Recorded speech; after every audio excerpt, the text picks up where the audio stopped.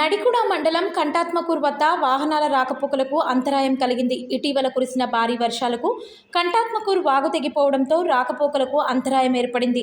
దీంతో కంటాత్మకూర్ నుంచి హనుమకొండ ఎర్రగట్టు గుట్ట వైపు వెళ్లే వాహనాలకు రాకపోకలకు అంతరాయం ఏర్పడింది. ప్రతి సంవత్సరం వర్షాకాలంలో వాగు తెగి రాకపోకలకు అంతరాయం ఏర్పడుతూ ఉండటంతో తీవ్ర ఇబ్బందులు పడుతున్నామని గ్రామ ప్రజలు ఆవేదన వ్యక్తం చేస్తున్నారు.